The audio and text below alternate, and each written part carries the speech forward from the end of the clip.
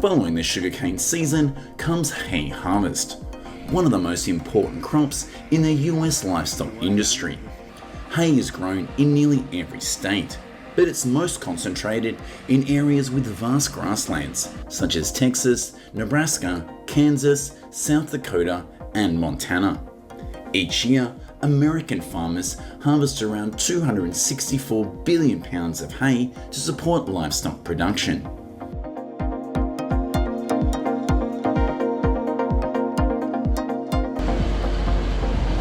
The hay harvesting process in the US is almost entirely mechanized.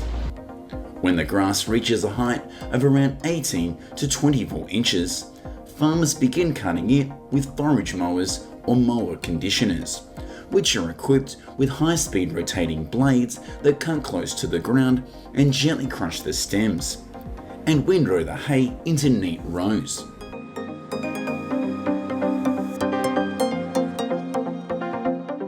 After that, a forage harvester moves through the field, chopping the hay into small pieces and blowing it directly through a chute onto a truck or trailer moving alongside, saving both time and labour.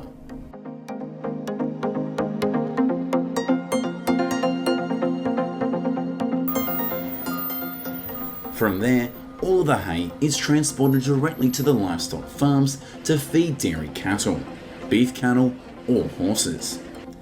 Each forage harvester can produce between 50,000 and 70,000 pounds per day, meeting the massive feed demands of large-scale farms.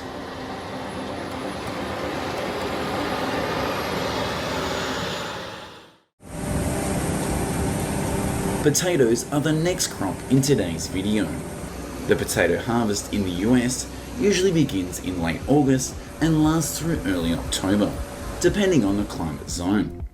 During this time, massive potato harvesters dig through the soil with sharp steel blades to separate the tubers from the roots and dirt, before lifting them onto a vibrating conveyor system. There, soil rocks and stems are filtered out while the potatoes are transferred into storage bins or directly loaded onto trucks moving alongside the field.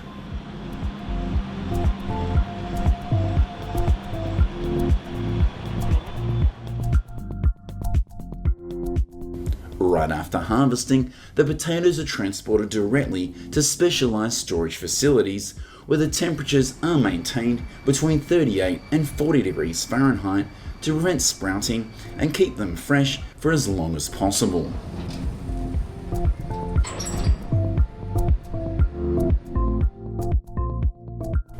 In the US, around 44 billion pounds of potatoes are harvested each year, making it one of the world's largest potato producers, just behind China and India.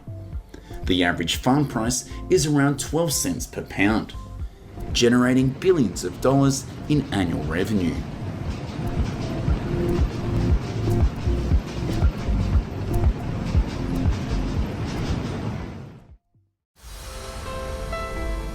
If there's one crop harvested in the most unusual way in America, it's definitely the cranberry. Unlike corn or potatoes, which are gathered on dry fields, cranberries are harvested on water, creating one of the most stunning sights in North American agriculture.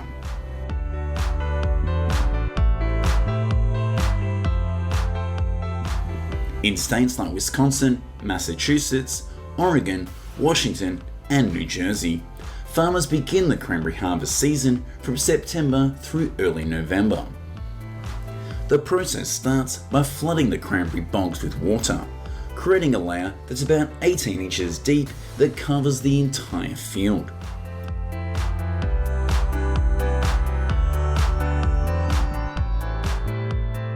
Once the water reaches the right depth, egg beaters use spinning paddles to stir the water, knocking the ripe berries off their vines and causing them to float to the surface.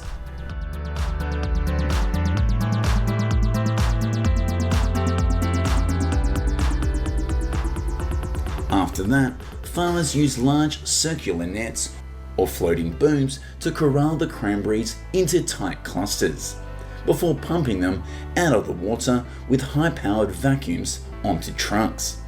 From there, the berries are taken to processing facilities where they're washed, sorted and chilled. The highest quality berries are then used to make juice, dried cranberries or cranberry sauce.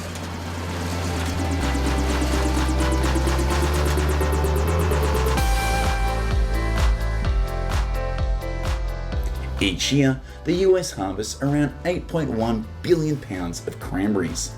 That's nearly 810 million pounds. Wisconsin alone accounts for more than 60% of the total production, followed by Massachusetts.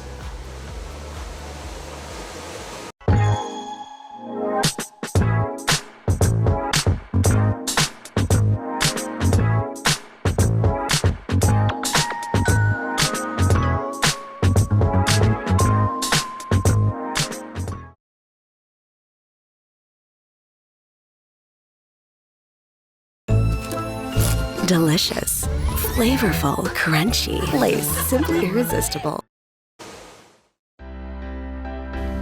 Leaving the cranberry bogs of the north, the journey continues to California, the pistachio capital of America. The harvest season usually begins in late August and lasts until mid-October.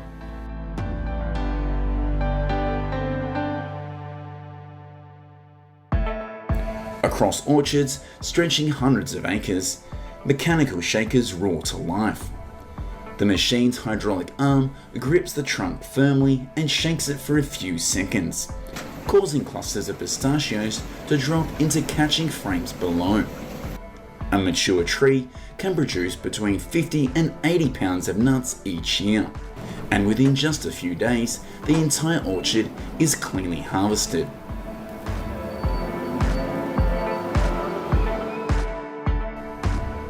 Immediately after harvest, trucks transport the pistachios to processing plants within 24 hours. There, the nuts go through several processing steps. They are dried at about 160 degrees Fahrenheit to prevent mold. Afterwards, they're sorted, roasted, salted and packaged before hitting store shelves or being exported around the globe.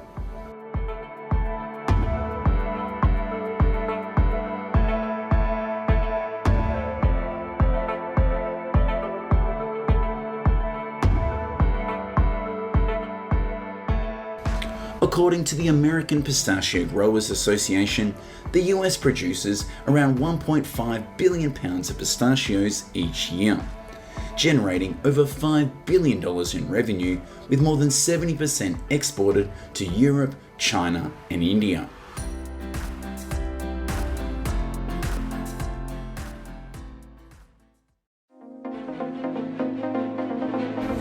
And in today's harvest, we arrive at olives. A rich crop in Mediterranean flavour but thriving in California, especially in the Central Valley, San Joaquin, Sacramento and the Coastal Range.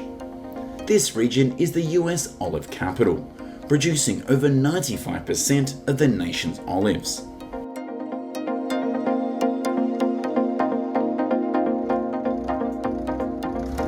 The harvest season usually runs from September through November, depending on the intended use.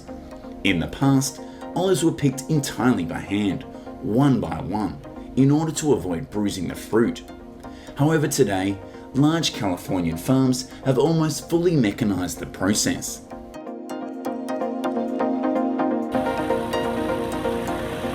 In the field, trunk shaking machines grip the base or branches and shake vigorously for a few seconds, causing the olives to fall onto catch mats below.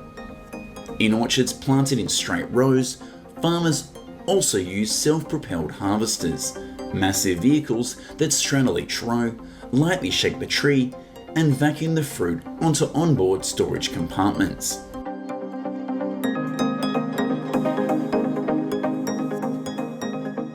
Immediately after the harvest, the olives must be transported to the mill within 24 hours, as any delay can significantly reduce oil quality.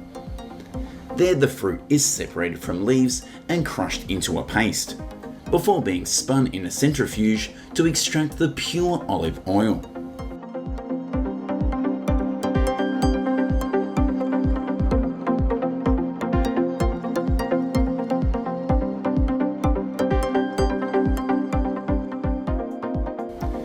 Exploring the harvest seasons across the US shows that every crop has its own story, from how it adapts to the land to how farmers and machines work together to create bountiful harvests.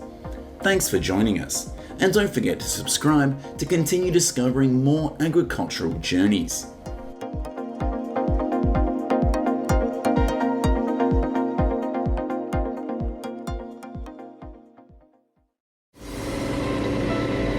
Did you know that on the market, a harvesting machine can be worth tens, even hundreds of thousands of dollars? Although expensive, they can replace the labour of hundreds of people, work continuously day and night without fatigue, and harvest billions of tonnes of fruit and vegetable each year. Is this massive investment truly worth it though? Let's find out in this video.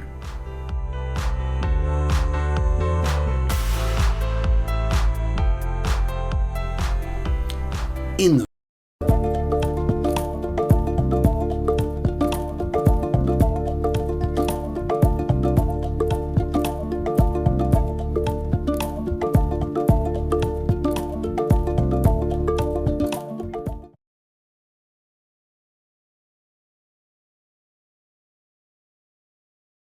vibrant tulip fields of the Netherlands, these flower beds are not grown for viewing but for their bulbs.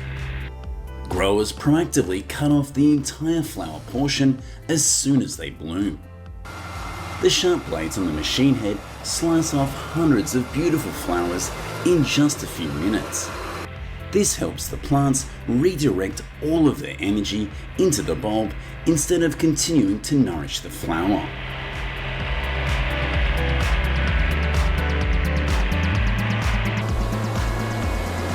In the summer, these tulip bulbs are harvested. The digging blade gently turns the soil layer over, bringing the clusters of tulip bulbs to the surface. A vibrating sieve system removes dirt, sand and leaves, and then the bulbs are moved into a water bin for cleaning. Afterwards, a conveyor belt transfers the tulip bulbs to another wagon for transport to the storage facility.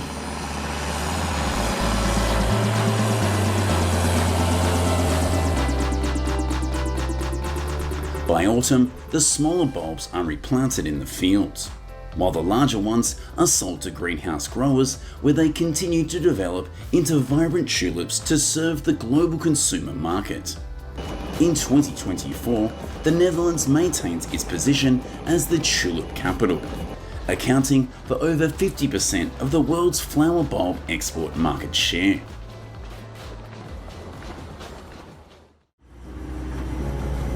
Our next destination is the blueberry fields. Modern machines are specially designed to hug each blueberry row from both sides, then use vibrating rods across the plant's trunk to shake the ripe fruit down. Immediately below is a continuous system of catching trays and conveyor belts, moving all of the fruit into containers in just a few seconds.